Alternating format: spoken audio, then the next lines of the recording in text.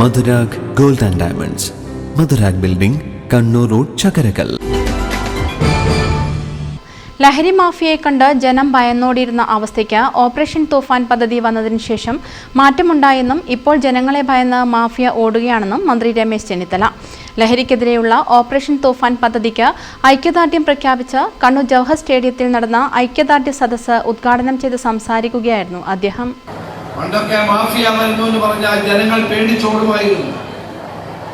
ഇന്ന് ജനങ്ങൾ വരുന്നു എന്ന് കാണുമ്പോൾ മാഫിയ ഓടി ഒളിക്കുന്ന കാഴ്ചയാണ് കേരളത്തിൽ കാണാൻ സാധിക്കുന്നത്.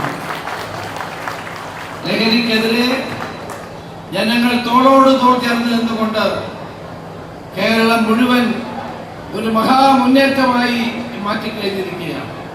ജനങ്ങൾ ഒരു വലിയ മുന്നേറ്റത്തിന് നേതൃത്വം കൊടുത്തുകൊണ്ടിരിക്കുകയാണ്.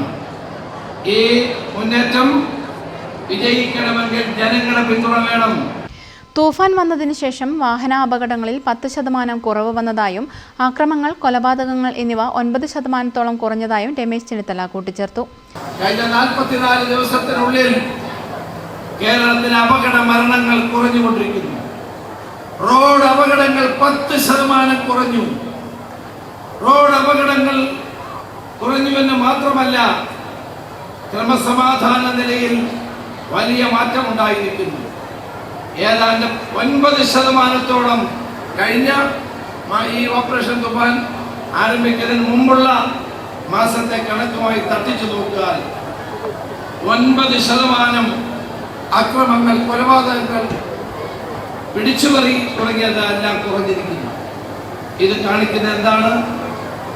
മയക്കുമരുന്ന് ലോബിയെ തളച്ചാൽ കേരളത്തിൽ ക്രമസമാധാന നില ഭദ്രമാകും എന്നുള്ളതാണ് ഇതിലൂടെ കാണാൻ കഴിയുന്നത്. മേയർ പി ഇന്ദിര അധ്യക്ഷത വഹിച്ചു. കണ്ണൂർ മാലിന്യമുക്ത പദ്ധതിക്ക് വേണ്ടി ഏർപ്പെടുത്തിയ മൊബൈൽ ആപ്പിന്റെ പ്രകാശനം കെ സുധാകരൻ MP നിർവഹിച്ചു. K Sudhakaran MP, collector P Vishnuraj, Kannur city police commissioner Vijay Bharat Reddy, T O. Mohanan MLA, KV Sumesh MLA, DCC president Martin George, deputy mayor KP Thahir തുടങ്ങിയവർ പ്രസംഗിച്ചു. News bureau, Kannur. ഡിജിറ്റൽ യുഗത്തിലേക്കുള്ള കാൽവെപ്പിലാണോ നിങ്ങൾ? എങ്കിൽ പഠിക്കൂ ആധുനിക രീതിയിൽ മികച്ച ഡിസൈനിംഗ് കോഴ്സുകൾ. കണ്ണൂരിലെ ആദ്യത്തെ interior fashion designing college, golden cross college of design.